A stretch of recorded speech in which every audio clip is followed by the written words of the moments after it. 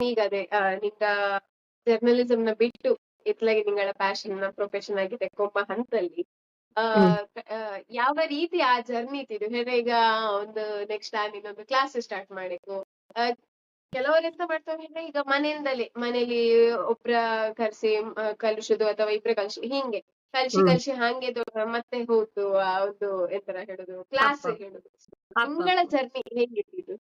ಇಲ್ಲ ಆನ್ ಈ journalism fielding ಬಪ್ಪಗಳೇ dance ಮಾಡಿಕೊಂಡಿದ್ದೆ ಹೇಳ್ರೆ ಮದುವೆಗೆ ಮೊದಲೇ ನಾನು ಹ್ಮ್ ಶುರು ಮಾಡಿದ್ದೆ 2004ರಲ್ಲಿ ಶುರುವಾದ್ದು ಕ್ಲಾಸ್. ಹ್ಮ್ ಅಂಬಗ ಹ್ಮ್ ಏನದು ಇನ್ನು ಡಿಗ್ರಿಗೆ ಜಾಯ್ನ್ ಆಯ್ತಿಲ್ಲ ನಾನು PUC ಅಪ್ಪಗಳೇ ಏನದು ವಿದ್ವತ್ ಆಗಿತ್ತು. ಹಾಗೆ ಹ್ಮ್ ಅಷ್ಟಪ್ಪಗೆ ನನ್ನ ಟೀಚರ್ ಅಮ್ಮ ಅವು ಹೇಳಿದವು ಫಸ್ಟ್ ನಾನು ಕಲ್ತದ್ದು ಹ್ಮ್ ವಿದುಷಿ ಸುಮಾರ್ ರಾಮ್ ಪ್ರಸಾದ್ ಹೇಳಿ ಅವರ ಅಮ್ಮ ಹ್ಮ್ ಹೇಳಿದವು ನೀನ್ ಎಂತಕ್ಕೆ ಕ್ಲಾಸ್ ಮಾಡ್ಲಾಗ ಹೇಳ್ರೆ ಮರೆತು ಹೋತಿಲ್ಲದ್ರೆ ಹ್ಮ್ ಅದಕ್ಕೊಂದು ಹೇಳ್ರೆ ನೀನ್ದೇ ಕಲಿಸುತ್ತಾ ಇದ್ದರೆ ನೀನ್ ಅದರ ಪುನಃ ರೀಕಾಲ್ ಮಾಡುವಂಗ ಅವತೋಳೆ ಅವು ತುಂಬಾ ಸಪೋರ್ಟ್ ಮಾಡಿದ ಕಾರಣ ನಾನು ಕ್ಲಾಸ್ ಶುರು ಮಾಡುವಂಗ ಅದ್ದು.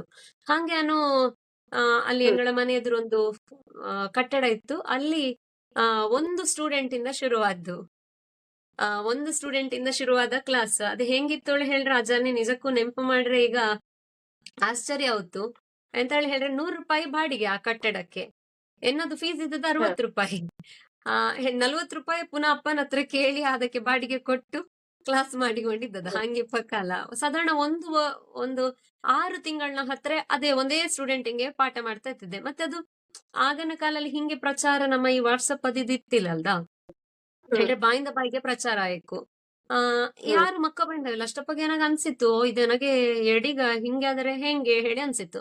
ಅಷ್ಟಪ್ಪಾಗ ಒಂದು ಹ್ಮ್ 6 ತಿಂಗಳು ಕಳೆಯುವಾಗ ಮತ್ತೆ ಒಂದು 2 ಜನ ಮಕ್ಕ ಬಂದವು. ಅಂತೂ 3 ಮಕ್ಕಳಲ್ಲಿ ಸಾಧಾರಣ 1, 1.5 ವರ್ಷ ದುಡಿದ್ದೆ.